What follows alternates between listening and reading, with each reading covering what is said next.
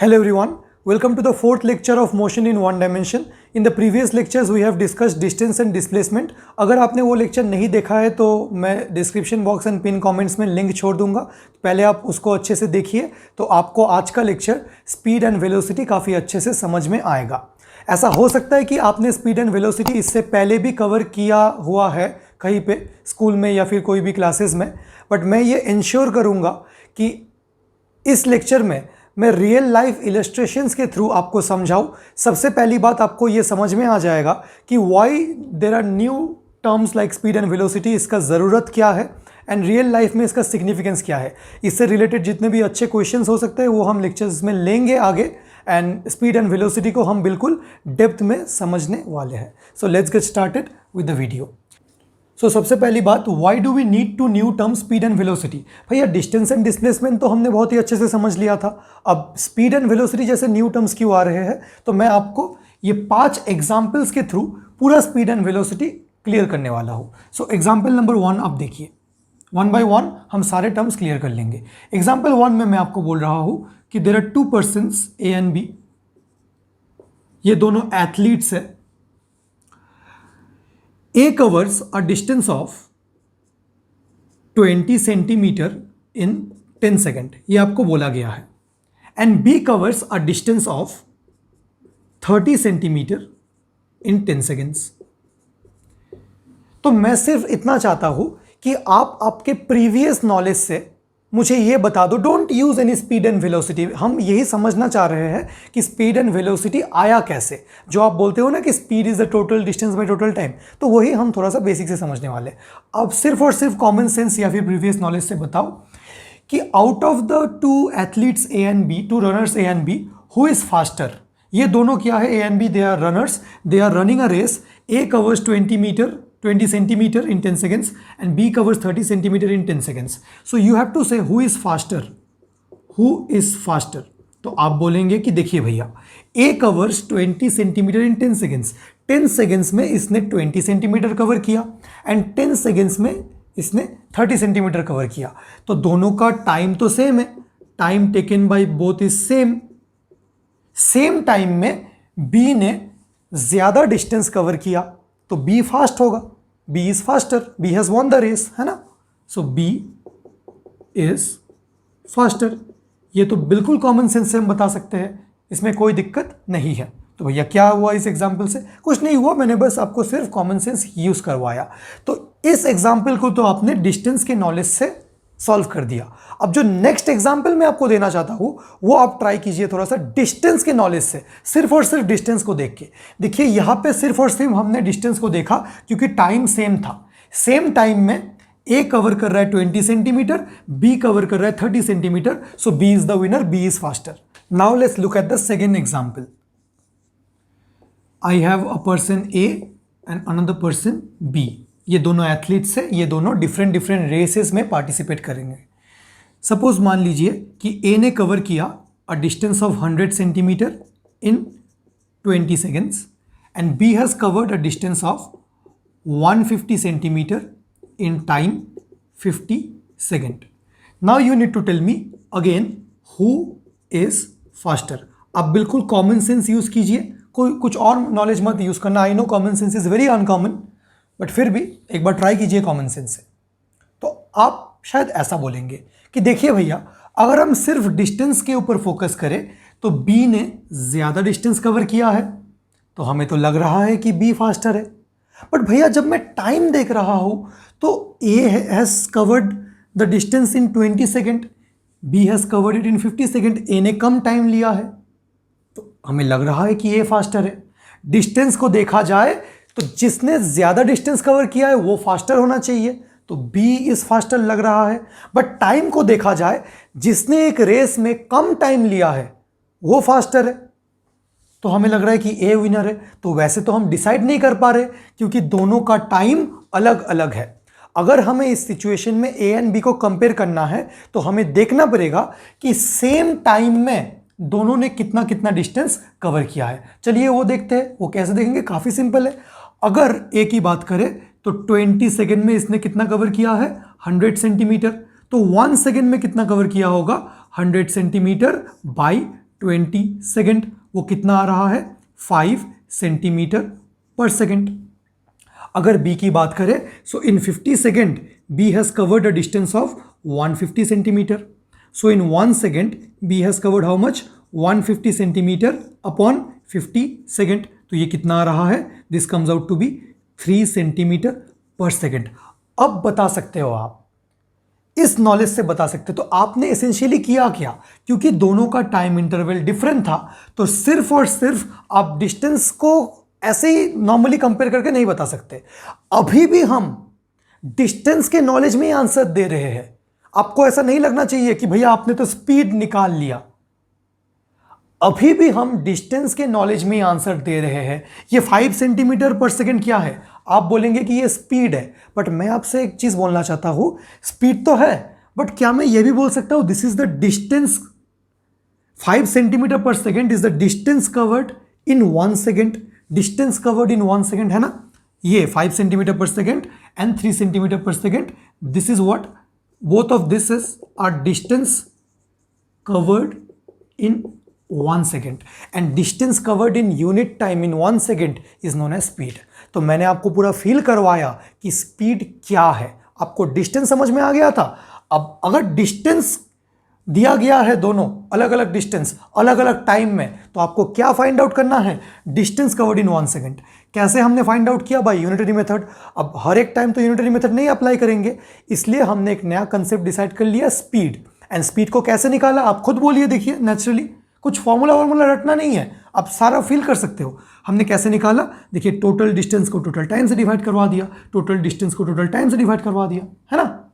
So this is the distance covered in 1 second. अब बोल सकते हो 1 सेकेंड में 5 सेंटीमीटर कवर हुआ, 1 सेकेंड में 3 सेंटीमीटर कवर हुआ, तो कौन फास्टर है, तो A is faster, A is faster. तो हमने कंक्लूड कर दिया, हमने क्या किया, सेम टाइम में कितने कितने डिस्टेंस कवर किए वो निकाल लिया यूनिटरी मेथड से, and now I can say A is faster.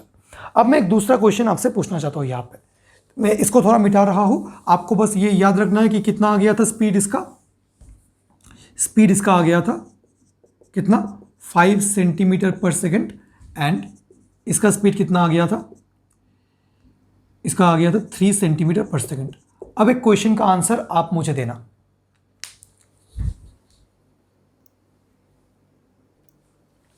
जो क्वेश्चन मैं आपसे पूछना चाहता हूं दैट इज, स्पीड अगर 5 सेंटीमीटर पर सेकेंड है एंड यहां पे स्पीड 3 सेंटीमीटर पर सेकेंड है, तो क्या मैं बोल सकता हूं यहां पे is it compulsory, is it compulsory that A has travelled, अच्छे से सुनिएगा क्वेश्चन को, travelled 5 centimetre in every 1 second.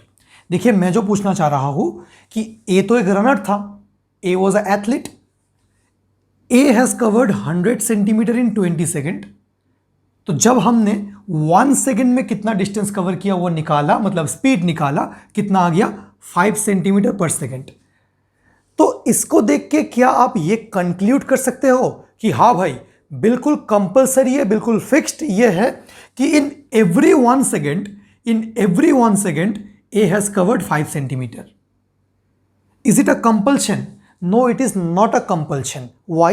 क्योंकि आपको किसने कहा कि स्पीड कांस्टेंट है, यहां पे उसने 100 सेंटीमीटर 20 सेकेंड में कवर किया।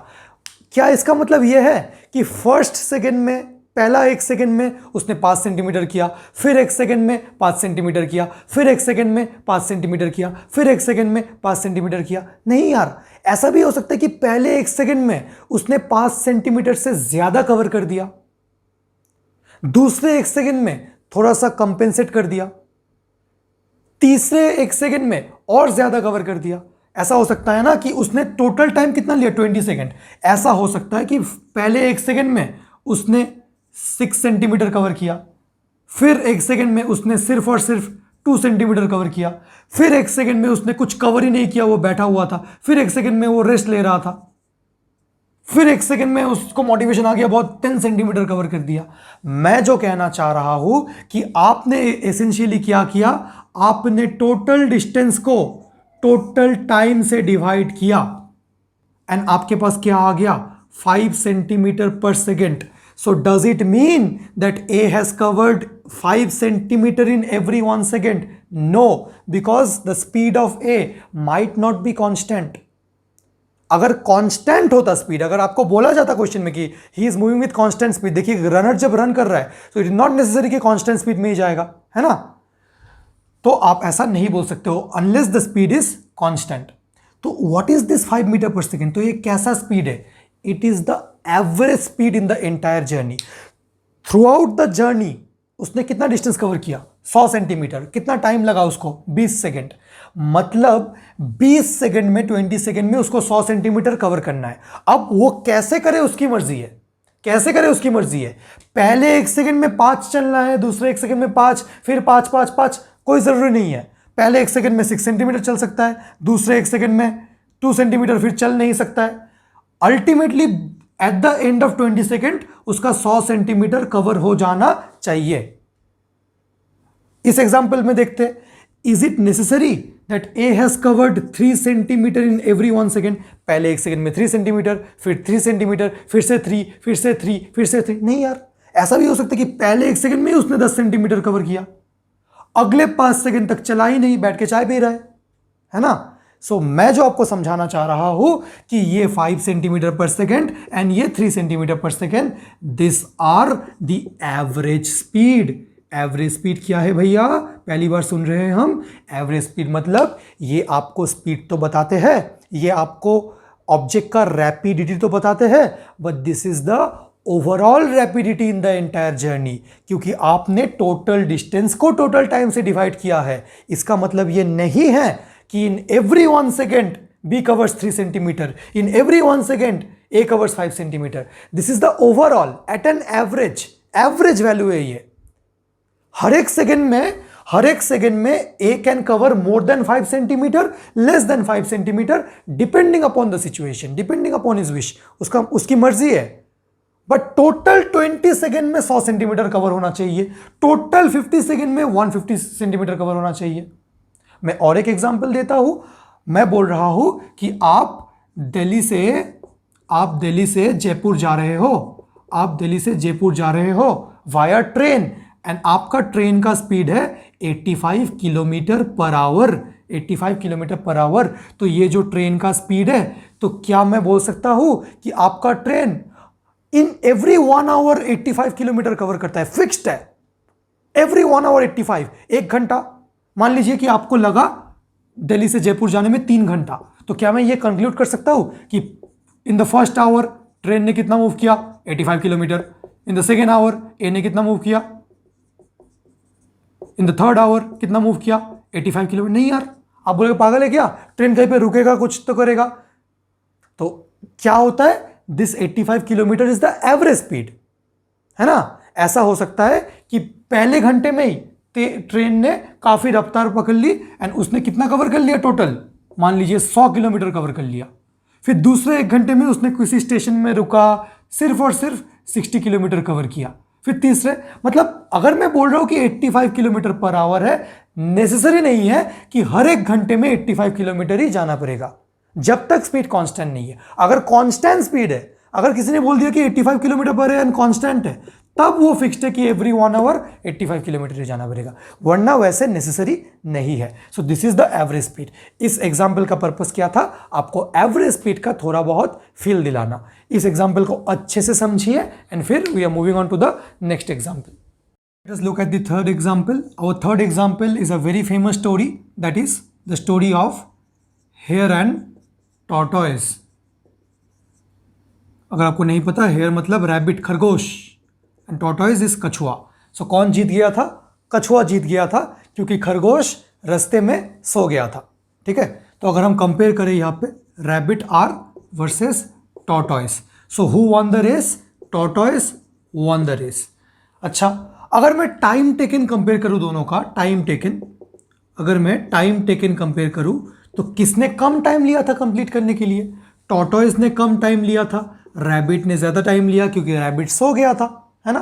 अच्छा, अगर मैं दोनों का पूरे जर्नी में, अगर मैं जर्नी देखूं तो रैबिट एंड टॉर्टोइज दोनों ने एक ही पॉइंट से स्टार्ट किया था, स्टार्टिंग पॉइंट से। मान लीजिए इनका रेस था 5 किलोमीटर का। अब दोनों को 5 किलोमीटर कवर करना है। कौन जीता था? टॉर्टोइस जीत गया था क्योंकि रैबिट सो गया था, है ना। तो मैं इनका एवरेज स्पीड कंपेयर कर सकता हूं। एवरेज स्पीड मतलब total distance by total time. Distance तो दोनों का सेम है। जिसने कम टाइम लिया उसका एवरेज स्पीड ज्यादा होगा। कम टाइम किसने लिया? टॉर्टोइस ने कम टाइम लिया, तो टॉर्टोइस का एवरेज स्पीड रैबिट से ज्यादा है स्टोरी में। टॉर्टोइस का एवरेज स्पीड। अब ये सुन के आपको शायद डाइजेस्ट नहीं होगा, भैया टॉर्टोइस का एवरेज स्पीड रैबिट से ज्यादा इस स्टोरी में है क्योंकि इस स्टोरी में रैबिट सो गया था एंड टॉर्टोइस इसलिए जीत गया था, इसीलिए टॉर्टोइस का एवरेज स्पीड रैबिट से ज्यादा है।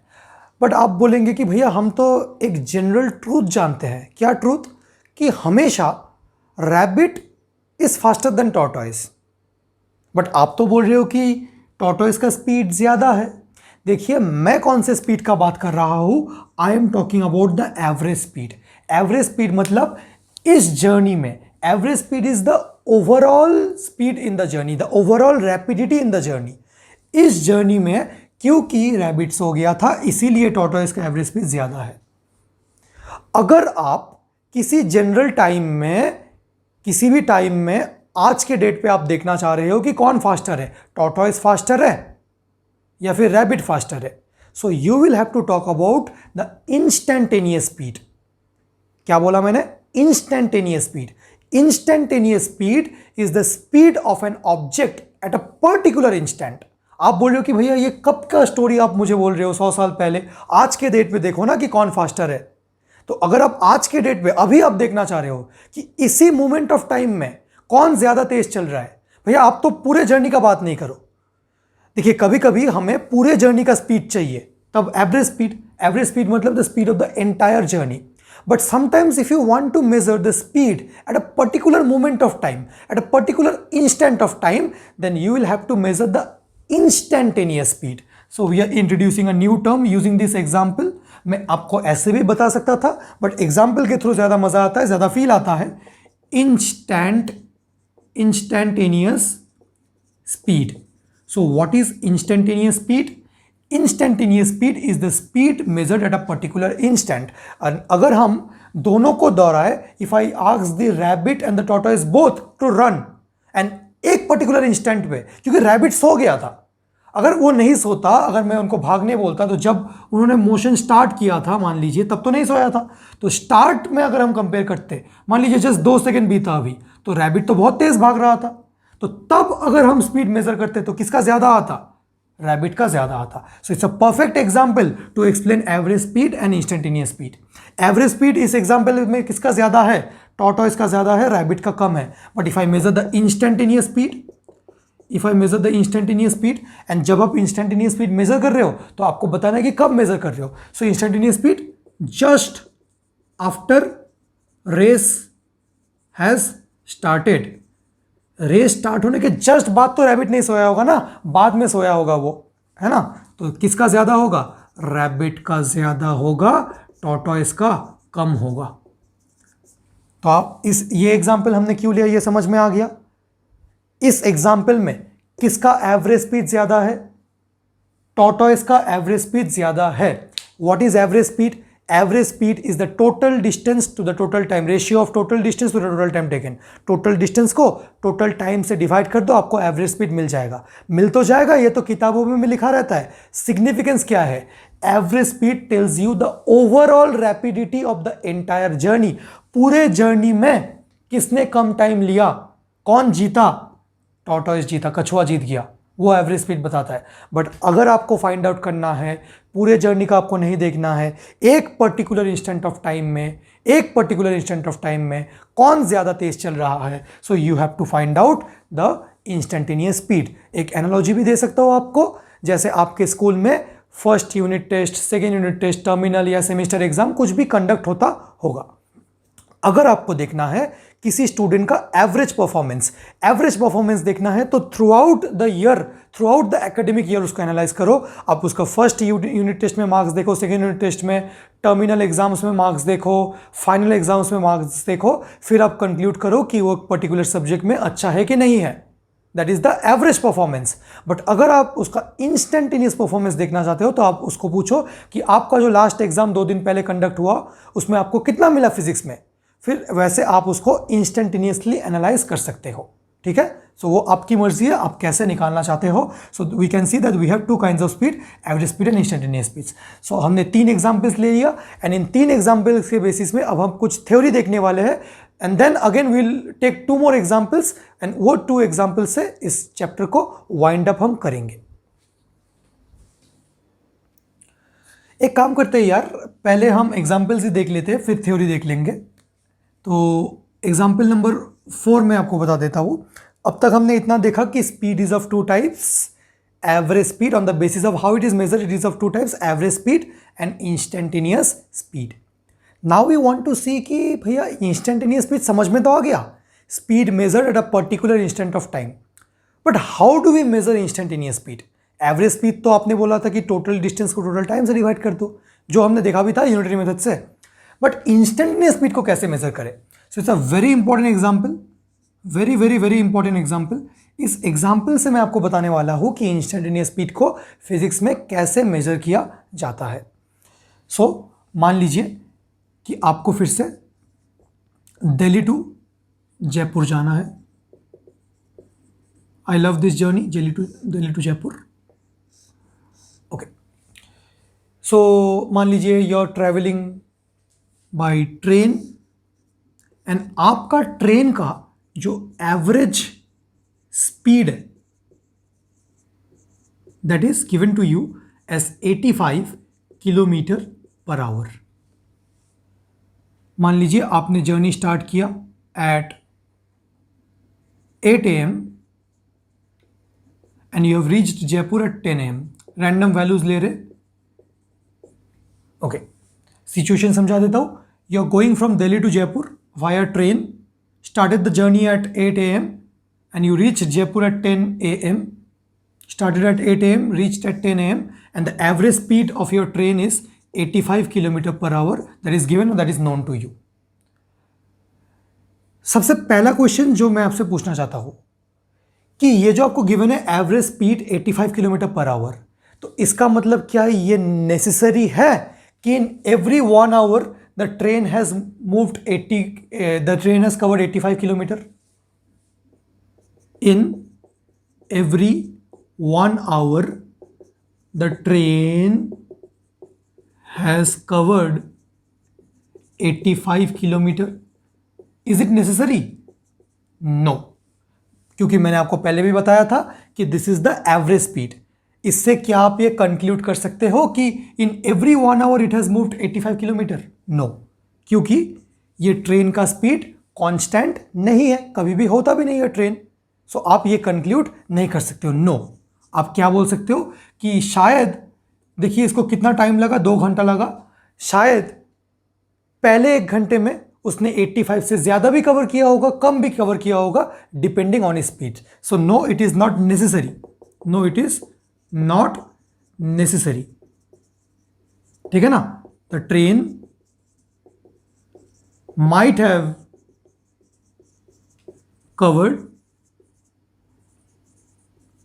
more than 85 kilometer in some part of journey, है ना, or less than 85 kilometer in some part.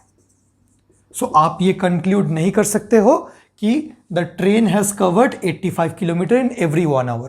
शायद पहले आवर में उसने 85 से ज़्यादा भी किया होगा, कम भी किया होगा। एट एन एवरेज, तो 85 किलोमीटर क्यों बोल रहे हैं? एट एन एवरेज, पूरे जर्नी का एवरेज अगर निकाला जाए, क्योंकि पूरे जर्नी में ट्रेन ने कंटिन्यूसली स्पीड चेंज किया, कभी कभी स्टेशन में रुका भी, 0 भी हुआ उसका स्पीड, 100 भी हुआ, 120 भी हुआ, 90 भी हुआ, एवरेज निकालेंगे तो 85 किलोमीटर आया। ठीक है, तो पहले ये आपको क्लियर होना चाहिए, इसको अच्छे से नोट कीजिए, फिर हम आगे देखते हैं जो इंपॉर्टेंट क्वेश्चन है। ये तो आपको समझ में आ गया होगा। जो सबसे इंपॉर्टेंट एस्पेक्ट है यहां पे समझने वाला, इंपॉर्टेंट एस्पेक्ट क्या था यहां पे समझने वाला, वो सेकेंड क्वेश्चन था। अगर मैं आपसे पूछूं कि व्हाट इज, अच्छे से समझिए, what is the speed of train at 9 AM, what is the speed of train at 9 AM? आपने जर्नी स्टार्ट किया था 8 AM में, 9 AM में ट्रेन का स्पीड क्या है?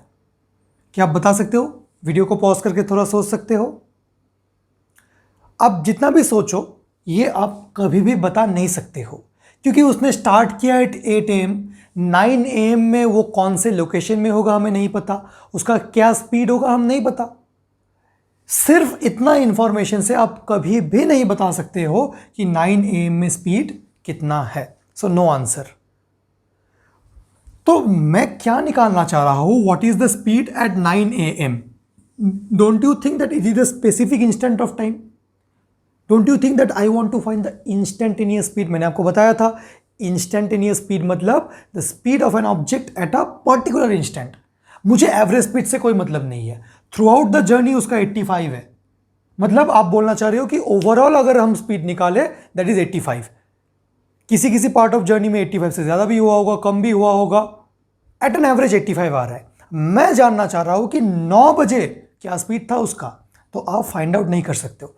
एक काम करते हैं, एक एडिशनल इंफॉर्मेशन मैं आपको दे देता हूं, फिर देखते हैं कि क्या हम फाइंड कर सकते हैं कि नहीं। मैंने एक एडिशनल इंफॉर्मेशन आपको दिया है कि समझिए 9 AM से लेकर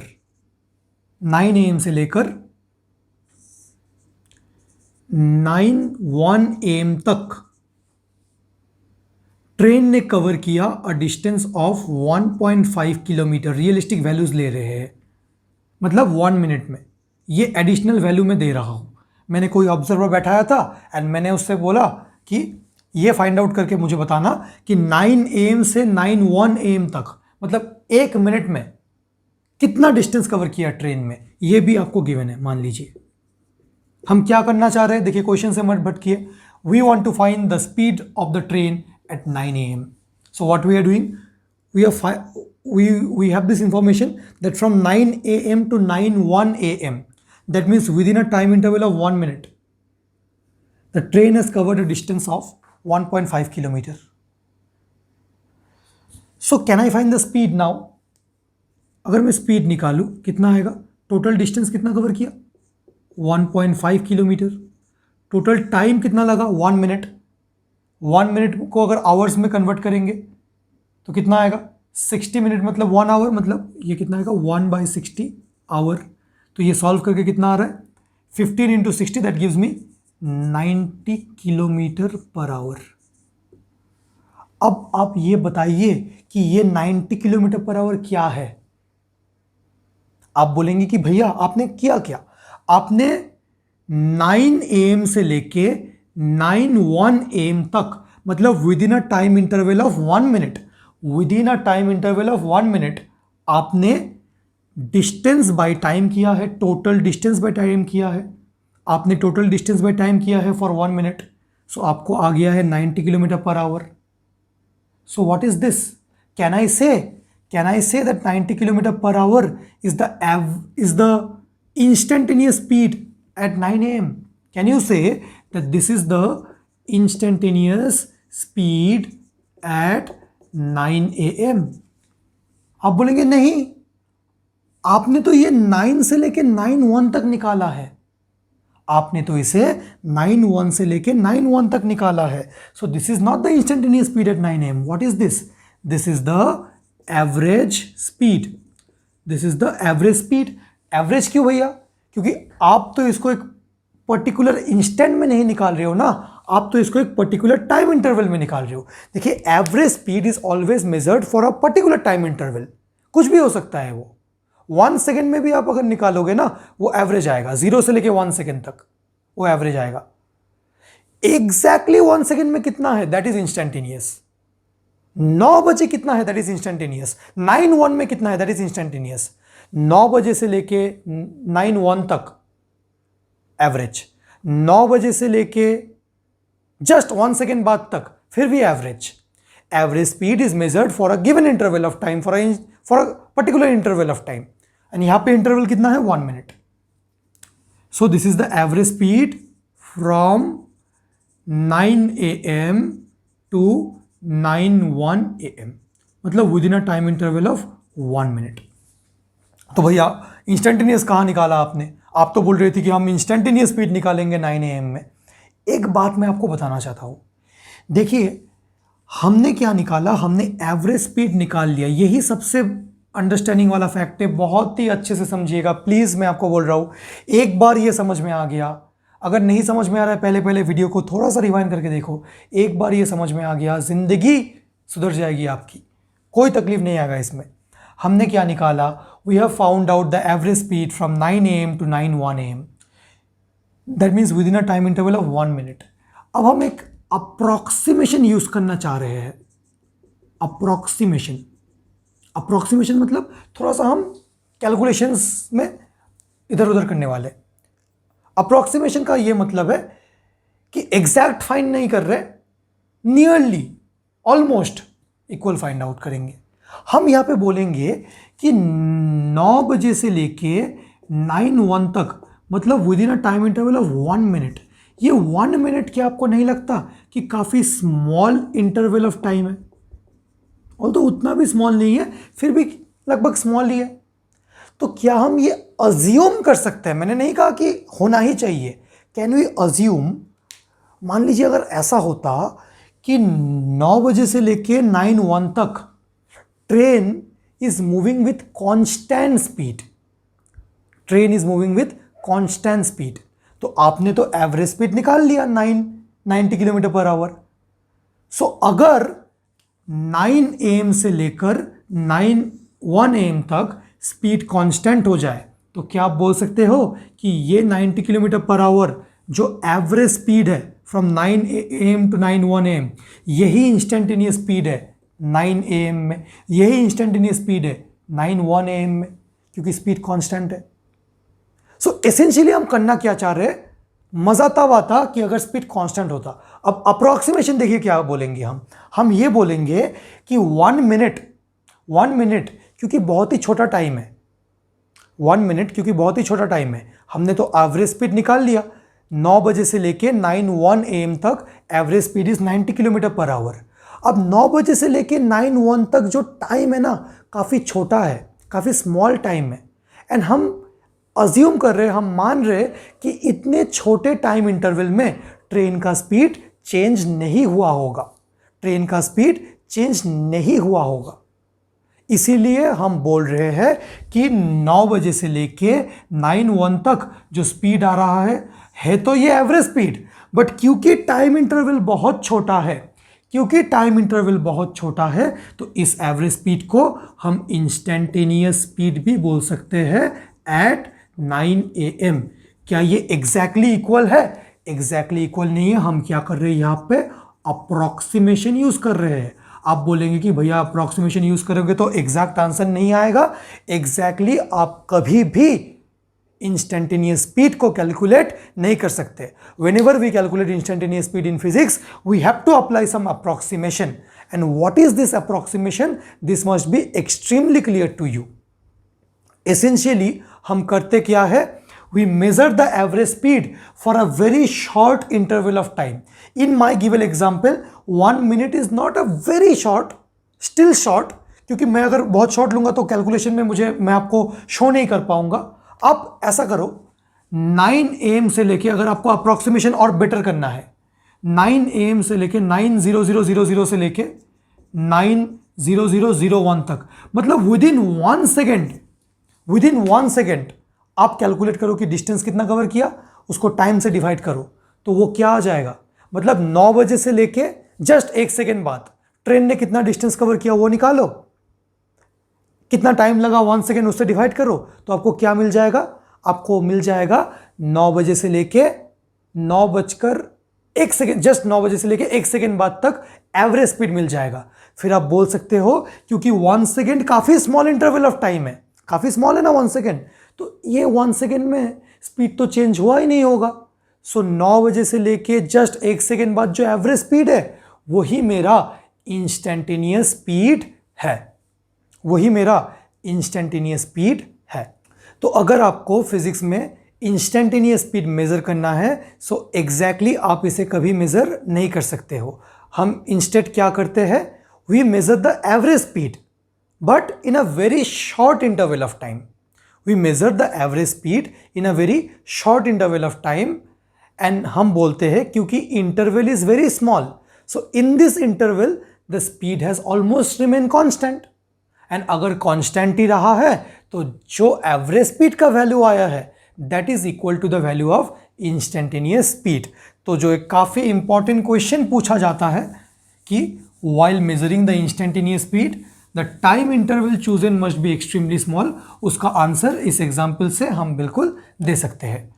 क्वेश्चन क्या है कि while measuring instantaneous speed the time interval chosen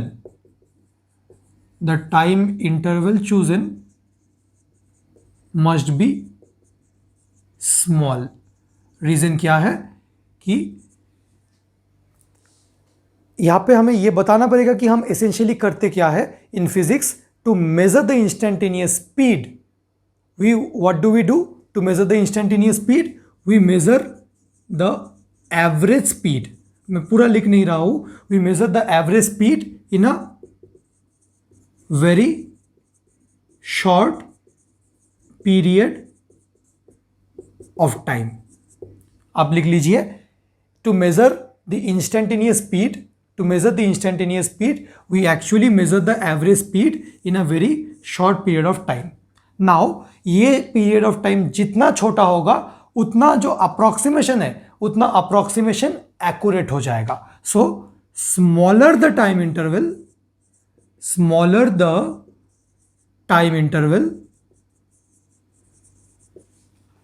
better is the approximation.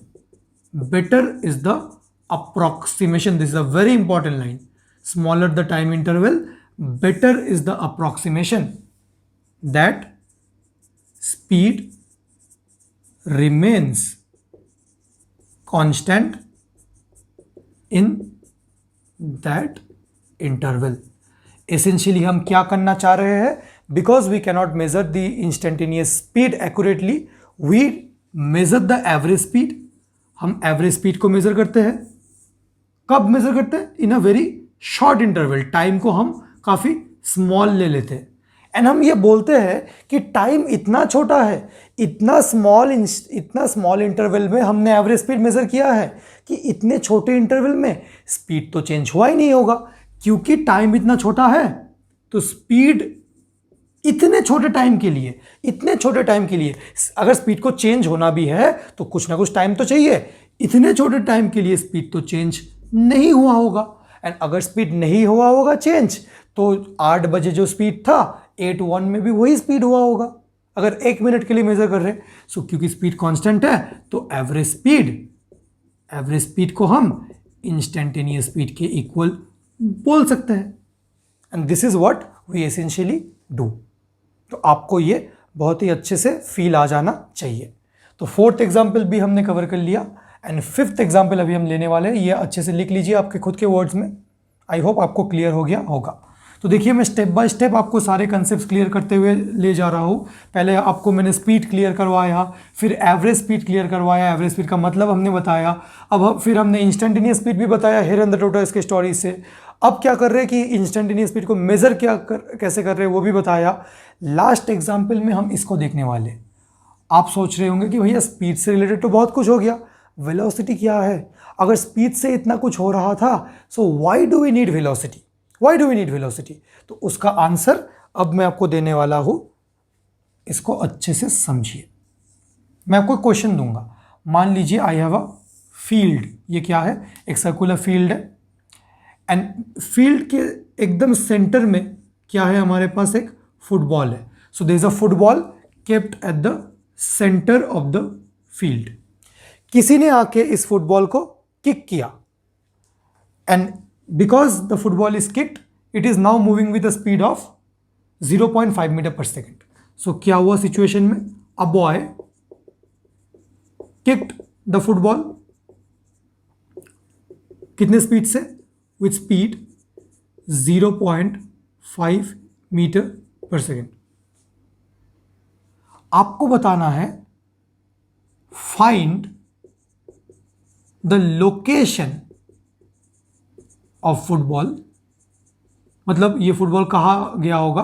Find the location of football after how much time, after 1 minute. Situation को समझिए। There is a circular field and there is a football kept at the centre of the field. A boy comes and kicks the football with speed how much, 0.5 metre per second. You have to tell me where is the football located after 1 minute. Video को pause कर लीजिए and इस question को attempt कर लीजिए। देखते हैं, आपने कर लिया होगा। अब हम थोड़ा सा इसको देखने की कोशिश करते हैं। ये क्वेश्चन तो काफ़ी इजी है, बट इससे मैं आपको कुछ समझाना चाह रहा हूँ। तो बॉय ने कितने स्पीड से इसको किक किया, स्पीड को v से डिनोट करते हैं, इसको 0.5 मीटर पर सेकेंड से किक किया। एंड कितने टाइम बाद हमें बताना है लोकेशन, 1 मिनट बाद, मतलब एसेंशियली 60 सेकेंड बाद। तो स्पीड दिया हुआ है, टाइम दिया हुआ है, इससे क्या हम ये निकाल सकते हैं कि कितना डिस्टेंस कवर किया होगा उसने। ये फुटबॉल ने कुछ ना कुछ डिस्टेंस तो कवर किया होगा, कितना डिस्टेंस कवर किया होगा, चलिए वो निकाल लेते हैं। हमें पता है distance is equal to speed into time. ये metre per second, 0.5 metre per second into 60 seconds, second ने सेकंड को मार दिया, ये कितना आ रहा है, 30 मीटर पर सेकंड। सो ये जो आपको इंफॉर्मेशन गिवन है ना, क्या कि a boy kick the football with 0.5 metre per second, you have to tell me where is the ball located after 1 minute. आपने क्या फाइंड आउट किया, कितना डिस्टेंस, मीटर पर सेकंड नहीं, metre, sorry, I am very sorry, second कट गया, metre, 30 metre. आप इस information से सिर्फ इतना बता सकते हो कि ये बॉल 30 मीटर डिस्टेंस कवर करेगा। मतलब अगर ये सेंटर में था तो सेंटर से इधर भी जा सकता है 30 मीटर, इधर भी जा सकता है 30 मीटर, 30 मीटर के रेडियस में पाया जाएगा, 30 मीटर के रेडियस में पाया जाएगा। इसके पास इनफाइनाइट नंबर ऑफ डायरेक्शंस है 30 मीटर। आप ये बता ही नहीं सकते कि बॉल को इधर पाया जाएगा, लोकेशन 1, लोकेशन 2, लोकेशन 3, क्योंकि बताया नहीं ना कहाँ पे किक किया। सेंटर से इसको टुवर्ड्स नॉर्थ पाया जाएगा, टुवर्ड्स ईस्ट पाया जाएगा, वेस्ट, नॉर्थ ईस्ट, कुछ आप नहीं बोल सकते। So you cannot tell me the location of the ball. You can at max tell me कि सेंटर से वो 30 मीटर दूर पाया जाएगा, बट कहाँ पे वो आप बता नहीं सकते हो।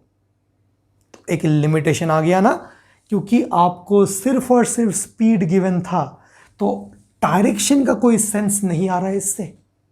बट मान लीजिए आपको बोला जाता कि a boy kicked the football with speed 0.5 metre per second, यह भी बोला जाता क्वेश्चन में, टूवर्ड्स नॉर्थ।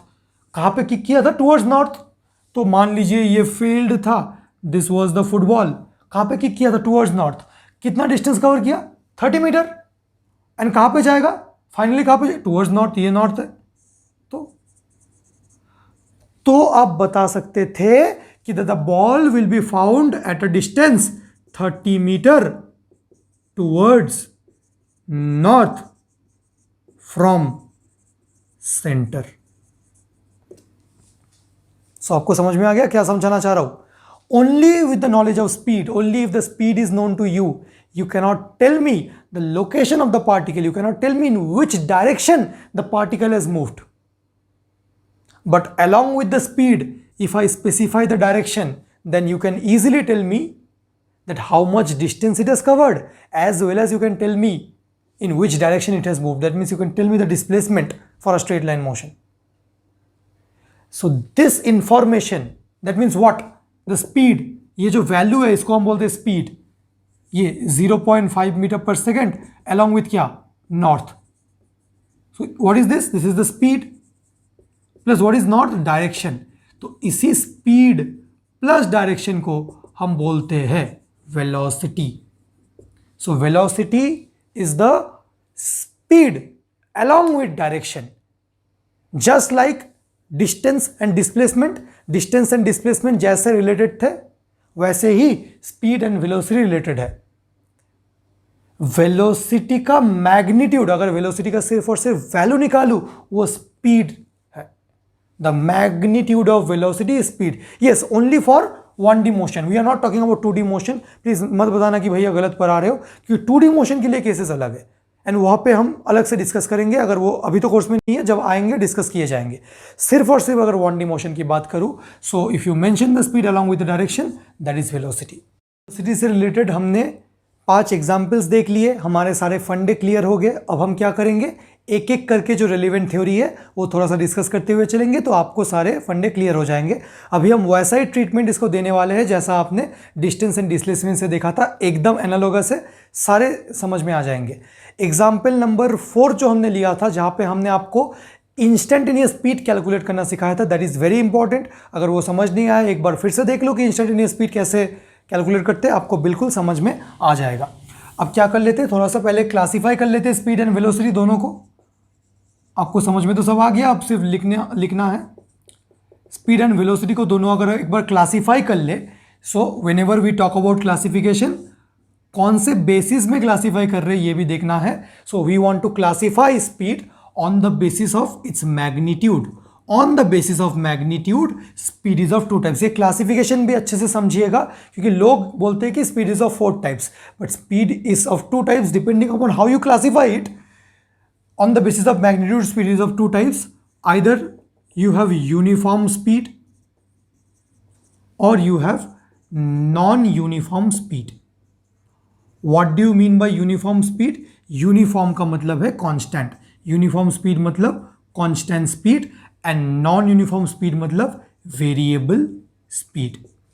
Similarly, velocity को अगर classify करें, so on the basis of magnitude, on the basis of magnitude, velocity is of 2 types: uniform velocity and non-uniform velocity.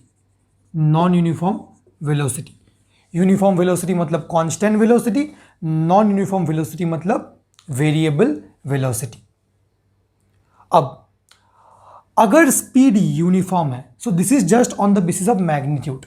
और एक क्लासिफिकेशन कर सकते हैं, how it is measured, on the basis of how it is measured. अब अगर speed uniform है, तो क्या मैं बोल सकता हूं कि जो एवरेज स्पीड आएगा, एवरेज स्पीड मतलब the speed measured throughout the journey, and instantaneous speed मतलब speed measured at a particular instant, ये दोनों आपस में इक्वल होंगे। भैया क्यों? आप ऐसे समझिए कि एक यूनिफॉर्म स्टूडेंट है। यूनिफॉर्म स्टूडेंट मतलब a student who has uniform performance through out the year, constant performance through out the year. तो आप उसके फर्स्ट यूटी में रिजल्ट देख लो, सेकेंड यूटी में रिजल्ट देख लो, फाइनल में देख लो, टर्मिनल में देख लो, अच्छा ही होगा। कॉन्स्टेंटली अच्छा परफॉर्मेंस दिया जा रहा है, तो आप एवरेज परफॉर्मेंस देखो या इंस्टेंटेनियस परफॉर्मेंस देखो, सेम ही होगा। अगर वो एक कांस्टेंट स्टूडेंट है, एक यूनिफॉर्म स्टूडेंट है। So on the basis of how speed is measured, speed can again be of 2 types, average and instantaneous. And अगर स्पीड यूनिफॉर्म है, अगर स्पीड यूनिफॉर्म है, तो आपको अलग से एवरेज एंड इंस्टेंटेनियस मेजर नहीं करना पड़ेगा, क्योंकि अगर थ्रू आउट द जर्नी आप मेजर करोगे, थ्रू आउट द जर्नी आप मेजर करोगे, तो भी जितना आएगा, एक पर्टिकुलर इंस्टेंट में मेजर करोगे फिर भी उतना आएगा। एक एग्जाम्पल अगर मार्क्स से रिलेटेड देख ले, तो अगर मान लीजिए कि किसी के बोर्ड एग्जाम में फिजिक्स में आए 95, केमिस्ट्री में आए 95, मैथ्स में आए 95, कंप्यूटर में आए 95, इंग्लिश में आए 95। सो एवरेज मार्क्स कितना हो गया? एवरेज मार्क्स कितना हो गया? 95। पर सब्जेक्ट मार्क्स कितना हो गया? 95। दोनों सेम है, क्योंकि स्टूडेंट ने पूरा यूनिफॉर्म परफॉर्मेंस एग्जिबिट कर दिया, हर एक सब्जेक्ट में 95 लेके आया। एवरेज कितना है? 95। इंस्टेंटेनियस कितना है? एक पर्टिकुलर सब्जेक्ट में कितना है? 95। सेम ही है। So on the basis of how speed is measured, speed can be of 2 types, average and instantaneous. And if a particle is moving with uniform speed or constant speed, we can say that average speed is same as instantaneous speed. So you don't need to measure it, you don't need to measure it differently. You don't need to measure it differently. Similarly, if a particle is moving with uniform velocity, क्या difference है speed and velocity में? सिर्फ direction और कुछ नहीं. If a particle is moving with uniform velocity, the average velocity is equal to instantaneous velocity. Let me repeat it once again. Speed is not of four types. किसी किसी book में लिखा रहता है speed is uniform, non-uniform, average, instantaneous. Velocity is uniform, non-uniform, average, instantaneous. That's a bad classification. Speed on the basis of its magnitude, on the basis of its value is of two types: uniform, non uniform. Uniform का मतलब constant, non uniform का मतलब variable. अगर speed constant है तो आप at an average measure करो, instantaneously measure करो, सेम ही आएगा. On the basis of how it is measured, it can be average, instantaneous, and both will be same. Similarly average velocity will be equal to instantaneous velocity. कभी कभी ये पूछा भी जाता है, when can average velocity be equal to instantaneous velocity? When a particle is moving with uniform velocity. When can average speed be equal to instantaneous speed? When a particle is moving with uniform speed. Now we are going to deal with these two cases. पहले इन दोनों को अच्छे से समझ लीजिए. अब देखते हैं नॉन यूनिफॉर्म या वेरिएबल स्पीड. तो अगर through out the journey speed variable है तो हमें इसको मेजर करना पड़ेगा. वेरिएबल है, कांस्टेंट तो नहीं है. तो अगर इसे मेजर करें, so there are two ways to measure. Either you can measure the average speed. On the basis of how it is measured, speed can be average speed or instantaneous speed. So these terms, average speed and instantaneous speed, are significant only when you are talking about variable speed. So when you are talking about variable speed, we have average speed and instantaneous speed. Similarly, for a particle moving with non-uniform velocity, that means variable velocity, you will either have average velocity और instantaneous velocity. And हमने already discuss कर लिया इनको. अगर हम average speed की बात करें, एवरेज स्पीड को कैसे निकालेंगे? Total distance upon total time. And अगर हम एवरेज वेलोसिटी की बात करें तो क्या करेंगे? टोटल डिस्प्लेसमेंट, क्योंकि यहाँ पे डायरेक्शन है तो displacement will take care of the direction by total time. And instantaneous speed को कैसे मेजर करेंगे? पहले एवरेज स्पीड मेजर कर लेंगे, फिर एवरेज स्पीड को approximately equal to instantaneous speed बोल लेंगे, क्योंकि हमने टाइम इंटरवल काफ़ी छोटा लिया है. सिमिलरली ऐसा पूछ सकता है कि while measuring instantaneous velocity, the time interval is chosen very small. Why? Again we'll do the same thing. If you want to measure instantaneous velocity, then you need to measure the average velocity for a very short period of time, and then we will say the time interval that we have chosen is so small that during this time interval the velocity will not change. Its magnitude and direction both will not change, and smaller the chosen time interval, better is the approximation that average velocity will be equal to instantaneous velocity. कुछ examples अगर ले ले, can we take some examples of uniform speed? हाँ, if we take an example of uniform speed, काफ़ी daily life से अगर लेना चाहे, so the motion of hands of a clock, this is uniform speed. Motion of earth around sun, okay, moon around earth. So these are all examples of uniform speed or constant speed. If I talk about uniform velocity, तो देखिए यहाँ पे velocity है तो यहाँ पे direction का कुछ बात है. ठीक है, यहाँ पे तो डायरेक्शन कंटिन्यूसली चेंज हो रहा है. There is no, we are not talking about direction, इसीलिए ये एग्जांपल्स यूनिफॉर्म स्पीड में है. इन एग्जांपल्स को हम यूनिफॉर्म वेलोसिटी में नहीं डाल सकते. क्यों? क्योंकि यूनिफॉर्म वेलोसिटी मतलब कांस्टेंट वेलोसिटी, एंड अगर वेलोसिटी को कांस्टेंट होना है, तो मैग्नीट्यूड भी कांस्टेंट होना पड़ेगा एंड डायरेक्शन भी कांस्टेंट होना पड़ेगा. So be very careful. You cannot say that motion of earth around the sun is an example of uniform velocity, because यहाँ पे डायरेक्शन कांस्टेंट नहीं है, क्योंकि स्पीड का कोई डायरेक्शन बात नहीं है. So you can take it in constant speed but not constant velocity. Constant velocity में काफ़ी फेमस एग्जाम्पल है, that is raindrops falling through air, rain drops falling through air. अगर रेन ड्रॉप्स का केस मैं आपको थोड़ा बता ही दूँ तो मान लीजिए rain drops has just started the motion, so initially तो रेन ड्रॉप का वेलोसिटी 0 होगा। अब जब ये नीचे गिरता जाएगा गिरता जाएगा गिरता जाएगा तो क्या होगा, कंटिन्यूसली इसका स्पीड इंक्रीज होता रहेगा, कंटिन्यूसली इसका स्पीड इंक्रीज होता रहेगा। अब आपको लगेगा कि अगर रेन ड्रॉप भी है बट कंटिन्यूसली इंक्रीजिंग स्पीड में आ रहा है क्योंकि gravity is pulling it downwards, so जब रेन ड्रॉप्स अपने सर में गिरते हैं when it falls upon us तो हमें तो बहुत चोट लगना चाहिए because it is coming with increasing speed. But actually होता क्या है कि इसका स्पीड कुछ टाइम बाद कांस्टेंट हो जाता है या फिर इसका वेलोसिटी कुछ टाइम बाद कांस्टेंट हो जाता है। यहाँ पे डायरेक्शन भी कांस्टेंट है एंड मैग्नीट्यूड ऑफ वेलोसिटी भी कांस्टेंट है। कैसे होता है, क्योंकि देखिए when the rain drop falls then after some times what happens, मान लीजिए रेन ड्रॉप है, रेन ड्रॉप का जो वेट है ना, the weight of the rain drop gets balanced by something called, क्योंकि एयर है यहाँ पे, all this there were some air molecules, so air molecules of fluid can exert a force which you learn in the later classes which is known as upthrust, शायद आपके इसी course में भी है upthrust, थोड़ा बहुत है FB, इसको हम बाइंड फोर्स या upthrust बोलते हैं। and because there is some friction also, तो there is a force called viscous force, क्योंकि ये एयर के लेयर्स से जा रहा है, एयर के लेयर्स एंड रेन ड्रॉप्स के बीच में कुछ ना कुछ फ्रिक्शन भी होगा, फ्लूइड फ्रिक्शन बोलते हैं इसको, विस्कस फोर्स। सो एक्चुअली हो क्या रहा है, अगर आप विस्कस फोर्स की बात भी ना करें, हो क्या रहा है कि the weight of the rain drop is getting balanced by upthrust and viscous force. तो net force on the rain drop कितना है, 0। तो अगर नेट फोर्स 0 है तो इसका वेलोसिटी भी कांस्टेंट हो जाएगा।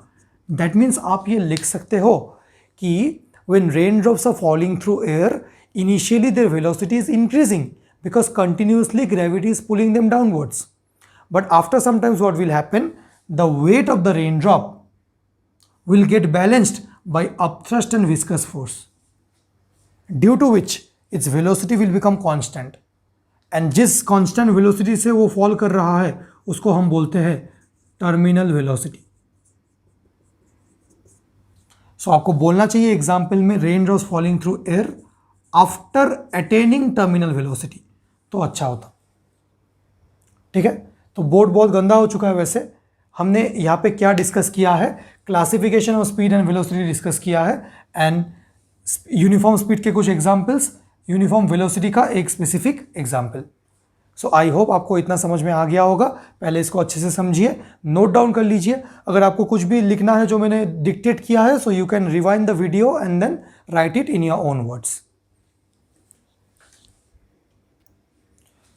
तो चलिए कुछ स्पीड एंड वेलोसिटी का डिफरेंसेस देख लेते हैं।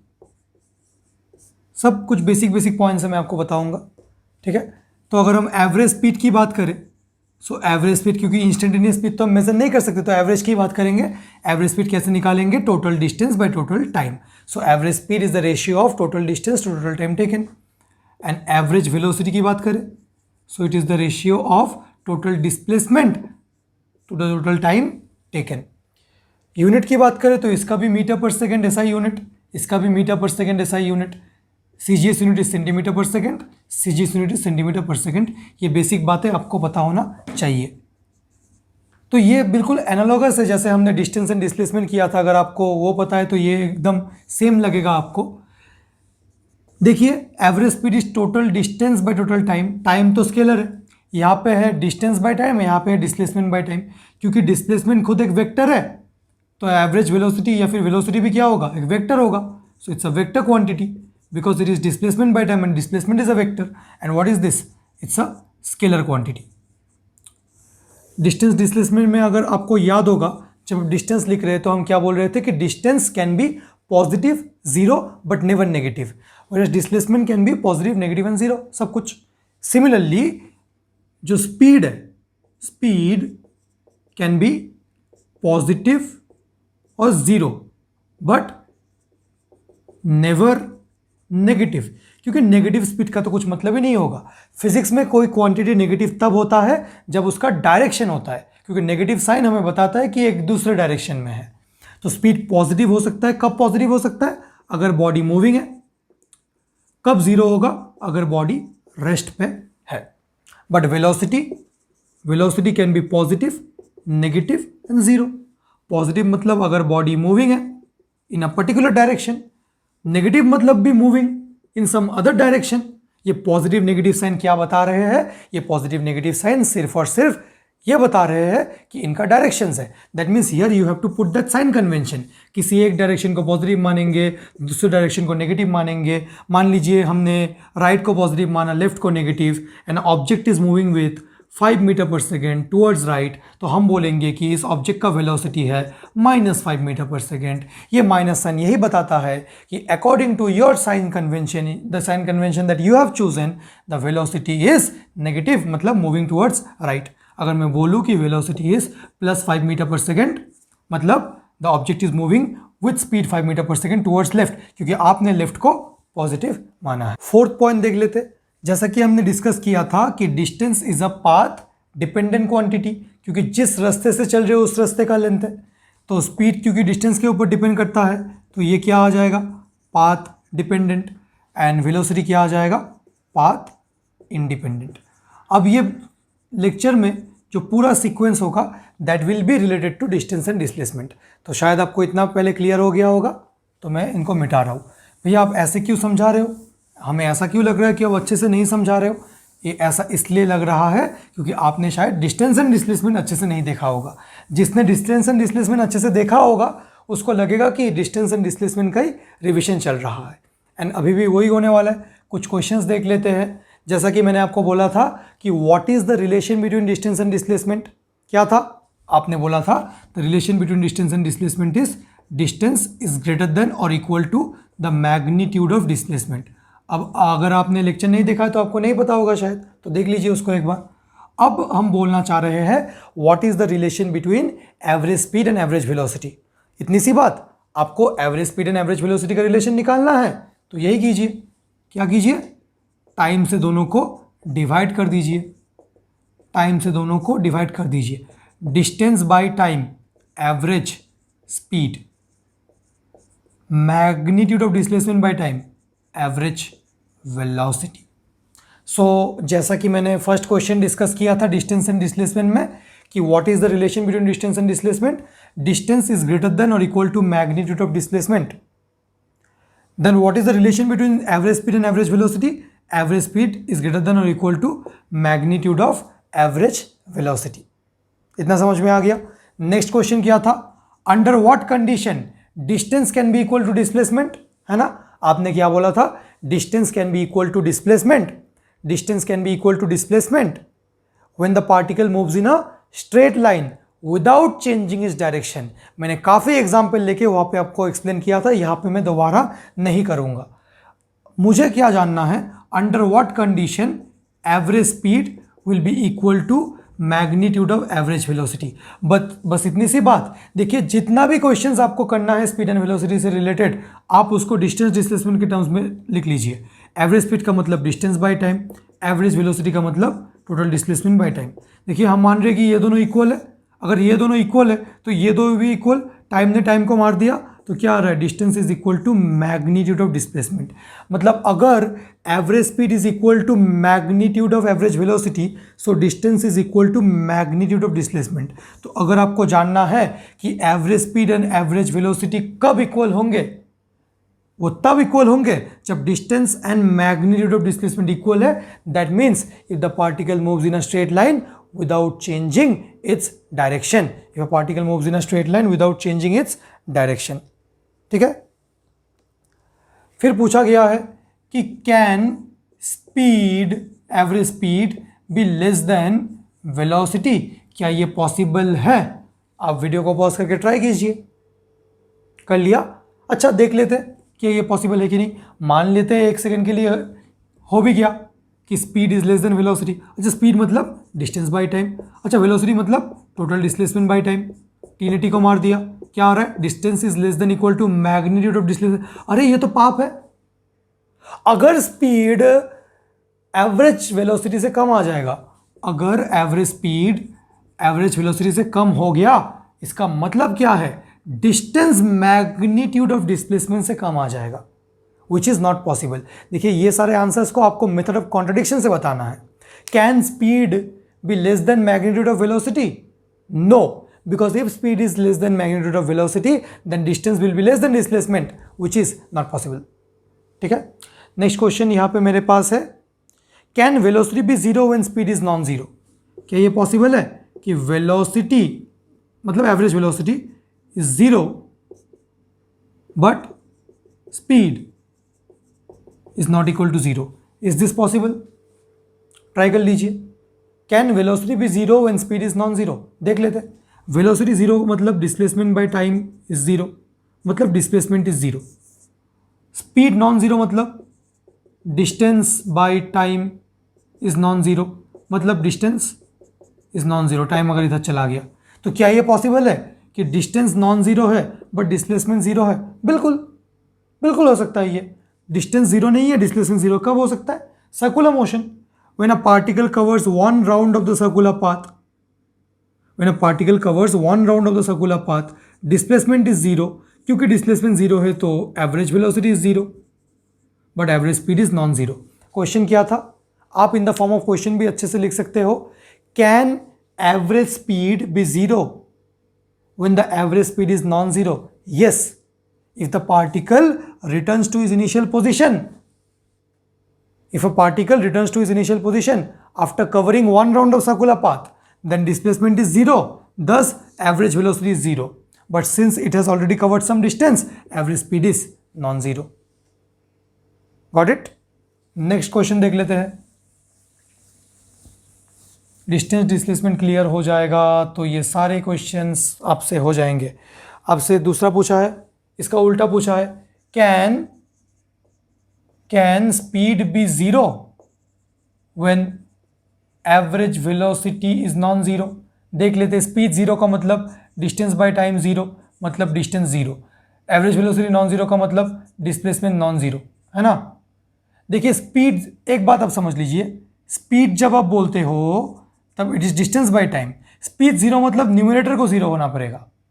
एवरेज वेलोसिटी जीरो नहीं है मतलब न्यूमरेटर जीरो नहीं है। Everything is related to the numerator because it's a fraction. So speed zero मतलब distance zero.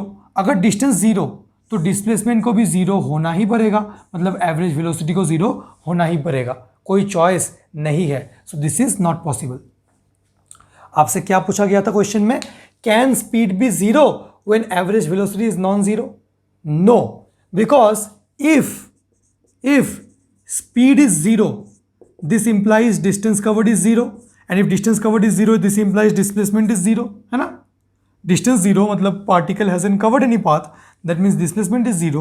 This implies what? This implies average velocity is zero. So average velocity cannot be non-zero. तो मैंने कुछ conceptual questions आपके साथ discuss किए हैं, तो आप इनको नोट कीजिए एंड फिर हम आगे देखते हैं।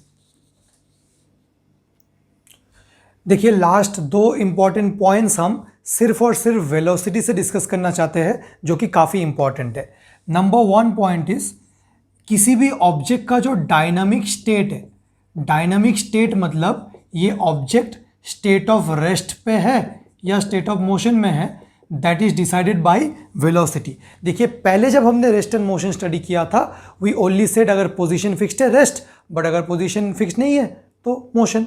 बट नाउ हम बोल रहे हैं कि velocity is that parameter that can decide the dynamic state of an object. कैसे? अगर ऑब्जेक्ट का वेलोसिटी जीरो है तो क्या होगा? ऑब्जेक्ट का वेलोसिटी जीरो मतलब displacement by time is zero, इसका मतलब displacement is zero, and displacement मतलब चेंज इन पोजीशन। अगर डिस्प्लेसमेंट जीरो है तो इसका मतलब पोजीशन फिक्स्ड है। तो वो जो पोजीशन फिक्स्ड वाला डेफिनेशन आया था वो यही से आया था, मतलब ऑब्जेक्ट रेस्ट पे है। If the velocity of an object is zero it implies that the object is at rest. Okay, अगर वेलोसिटी नॉन जीरो है तो इसका मतलब डिस्प्लेसमेंट भी नॉन जीरो है, मतलब पोजीशन इज चेंजिंग। तो इस पॉइंट से हमें क्या समझ में आता है? Velocity is that parameter that decides the dynamic state of an object. That means the object is at rest और motion that can only be decided by the velocity. Why not speed? भैया speed से भी तो decide कर सकते हैं। Speed इसलिए नहीं क्योंकि वेलोसिटी में डायरेक्शन वाला एस्पेक्ट भी आ जाता है, so it's better to say velocity. तो उसमें मतलब magnitude as well as direction वाला फील दोनों आ जाएगा। अगर वेलोसिटी जीरो है इसका मतलब पोजीशन फिक्स्ड है, that means object is at rest. अगर वेलोसिटी नॉन जीरो है मतलब पोजीशन फिक्स्ड नहीं है, पोजीशन चेंज कर रहा है, मतलब ऑब्जेक्ट इज इन मोशन। ठीक है, तो so this is about the velocity deciding the dynamic state. The second important point is an object always moves in the direction of velocity and not force. ये point 1,00,000 रुपए का point है। इसका market value कितना है? 1,00,000 रुपए। Okay, क्या बोला मैंने? वेलोसिटी डिसाइड्स, देखिए पूरा लिख रहा हूं आपके लिए, decides the direction of motion of a body, ठीक है sir, and not force. I am a Bengali, right? इसलिए ठिका से निकल गया। So velocity decides the direction of motion of a body and not force. Force नहीं decide करता है। भैया ये क्या सुनने को आ रहा है आज? हमें तो लगता था कि अगर एक ऑब्जेक्ट रेस्ट पे है तो मैं जिस डायरेक्शन में उसको फोर्स लगाऊंगा वो उसी डायरेक्शन में मूव करेगा। बिल्कुल सही, बट ये सिर्फ अगर रेस्ट से स्टार्ट हो रहा है उसके लिए एप्लीकेबल है, फिर भी एप्लीकेबल नहीं है। देखिए यहाँ पे वेलोसिटी का डायरेक्शन भी टुवर्ड्स राइट है, फोर्स का डायरेक्शन भी टुवर्ड्स राइट है, इसलिए आपको लग रहा है कि टुवर्ड्स फोर्स जा रहा है, but in reality towards velocity ही जा रहा है। मैं आपको एक एग्जाम्पल से बताता हूँ कि मैं मीन क्या करना चाह रहा हूँ। मान लीजिए कि देयर इज अ ऑब्जेक्ट जिसको मैंने वर्टिकली अपवर्ड थ्रो किया with some velocity 20 metre per second. अब ये ऊपर जाएगा, हाईएस्ट पॉइंट में रुकेगा, वापस आएगा, बट मैं इसको थोड़ा सा इंटरमीडिएट इस पॉइंट में, अभी तक ये हाईएस्ट पॉइंट में नहीं पहुंचा है, यहाँ पे एनालाइज करना चाहता हूँ। तो इसका कुछ ना कुछ वेलोसिटी होगा। किस डायरेक्शन में होगा? ऊपर की तरफ, क्योंकि ऊपर की तरफ फेंका है तो इसका वेलोसिटी तो ऊपर होगा। इसके ऊपर फोर्स का डायरेक्शन क्या होगा? आप बोलेंगे भैया फोर्स का डायरेक्शन नीचे होगा, फोर्स ऑफ ग्रेविटी। अब मैं आपसे एक चीज़ पूछना चाहता हूँ, ये जो ऑब्जेक्ट है इसका वेलोसिटी का डायरेक्शन क्या है? अपवर्ड। फोर्स का डायरेक्शन क्या है इसके ऊपर? डाउनवर्ड। बट इस ऑब्जेक्ट का डायरेक्शन ऑफ मोशन किधर है? अपवर्ड या डाउनवर्ड? अपवर्ड या डाउनवर्ड? अपवर्ड। मतलब जब मैंने एक ऑब्जेक्ट को वर्टिकली अपवर्ड थ्रो किया है तो ये ऊपर जा रहा है, ऊपर जा रहा है। तो जब ये ऊपर जा रहा है तो ग्रेविटी तो इसको कंटिन्यूसली नीचे पुल कर रहा है ना, तो फोर्स का डायरेक्शन तो इसके ऊपर नीचे है ना, फिर भी ये जा किधर रहा है? ऊपर जा रहा है। So an object always moves in the direction of velocity, not force. Force के डायरेक्शन में नहीं, एक्सेलरेशन के डायरेक्शन में नहीं, वेलोसिटी के डायरेक्शन में, या फिर वेलोसिटी, या फिर आप बोल सकते हो कि डिस्प्लेसमेंट के डायरेक्शन में, क्योंकि velocity and displacement same direction में होते हैं। और एक एग्जांपल ले लेता हूं मैं। मान लीजिए कि एक ऑब्जेक्ट रेस्ट पे था, आपने इसको टुवर्ड्स राइट पुश किया, तो फोर्स का डायरेक्शन क्या है? Towards right. तो इसका वेलोसिटी किस डायरेक्शन में गेन करेगा? इसी डायरेक्शन में करेगा। तो वेलोसिटी का डायरेक्शन क्या है? Towards right. Direction of motion क्या है? Direction of motion is also towards right. आप बोलेंगे देखिए भैया body is moving in the direction of force, force भी राइट है, मोशन भी राइट है, अरे वेलोसिटी भी तो टुवर्ड्स राइट है ना। इस सिचुएशन में luckily force and velocity same direction में है, इसलिए आपको लग रहा है कि object moves in the direction of force. जिस डायरेक्शन में फोर्स लगाया उसी डायरेक्शन में मूव कर रहा है, but in reality object is still moving in the direction of velocity. Force is not deciding it. Luckily force and velocity are in the same direction, but हमेशा ऐसा हो जरूरी नहीं है। जैसे इस सिचुएशन में वेलोसिटी तो ऊपर है, फोर्स तो नीचे है, बट जा फिर भी किधर रहा है? ऊपर। हाँ, वो अलग बात है कि कुछ टाइम बाद जब इसका वेलोसिटी जीरो हो जाएगा, जब ये रेस्ट पे हो जाएगा, फिर फोर्स नीचे लगेगा, फिर वेलोसिटी का डायरेक्शन चेंज हो जाएगा, फिर नीचे आएगा। तो हम ऐसा कंक्लूड कर सकते हैं कि N object always moves in the direction of force, in the direction of velocity and not force. हम ये कंक्लूड कर सकते हैं कि N object always moves in the direction of velocity and not force. However, when an object starts from rest, then force and velocity are in the same direction, so it appears to us that the object is moving in the direction of force, but it is still moving in the direction of velocity. Only when the object starts from rest, then you might say object moves in the direction of force. बोल सकते हैं, but फिर भी velocity बोलना better है. तो हमने speed and velocity को 5 एग्जाम्पल से एंड काफ़ी अच्छा ट्रीटमेंट हमने दिया है. काफ़ी सारे चीज़ हमने यहाँ पे डिस्कस किए हैं. एक बार अगर मैं आपको समराइज़ करना चाहता हूँ कि आज के लेक्चर में हमने क्या देखा. आज के लेक्चर में पहले हमने स्पीड एंड वेलोसिटी का कंसेप्ट देखा. मैंने आपको स्पीड एंड वेलोसिटी का क्लासिफिकेशन बताया. On the basis of magnitude speed can be of 2 types, uniform speed and non uniform speed. On the basis of magnitude, velocity can be of 2 types, uniform velocity, non-uniform velocity. Uniform का मतलब constant. अगर एक object uniform speed से move कर रहा है तो average speed and instantaneous speed equal होंगे. अगर एक ऑब्जेक्ट यूनिफॉर्म वेलोसिटी से मूव कर रहा है so average velocity and instantaneous velocity will be equal. Only for an object moving with variable speed we will have to decide on what basis do we want to measure the speed. कि आप average निकालना चाह रहे हो कि आप instantaneous निकालना चाह रहे हो. हमने एग्जाम्पल्स के थ्रू देखा कि एक्यूरेटली हम इंस्टेंटेनियस स्पीड कभी भी निकाल नहीं सकते. We always find average speed for a very short interval of time and then we say that this average speed is approximately equal to the instantaneous speed. Whenever we talk about speed, we will be referring to average speed. Whenever we talk about velocity, we will be referring to average velocity, because instantaneous तो हम calculate नहीं कर सकते. हमने average and instantaneous का examples भी देखा and फिर हमने स्पीड एंड वेलोसिटी में डिफरेंसेस देखे. हमने स्पीड एंड वेलोसिटी को वही ट्रीटमेंट दिया जो हमने डिस्टेंस एंड डिस्प्लेसमेंट में दिया. जब मैंने डिस्टेंस एंड डिस्प्लेसमेंट में दिया था तब हर एक क्वेश्चन मैंने लिख के बताया था, उसका आंसर भी आपने लिखा था.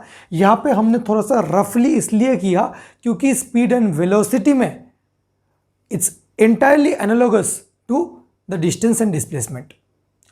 नेक्स्ट लेक्चर में हम स्पीड एंड वेलोसिटी से रिलेटेड जो न्यूमेरिकल प्रॉब्लम्स हो सकते हैं उनको लेंगे. काफ़ी सारे न्यूमेरिकल्स हम डिस्कस करने वाले हैं एंड इन न्यूमेरिकल से स्पीड एंड वेलोसिटी का पूरा एंड होगा. थ्योरी हमने सब कुछ डिस्कस कर लिया. काफ़ी अच्छे न्यूमेरिकल्स में लेने वाला हूँ and then we will start with acceleration. So I hope आपको ये वीडियो पसंद आया होगा. अगर आपको कोई डाउट है तो आप मुझे टाइम स्टैम्प के साथ नीचे कमेंट सेक्शन में बता सकते हो. I will be more than happy to answer your doubt. Until next time, happy learning, take care, bye.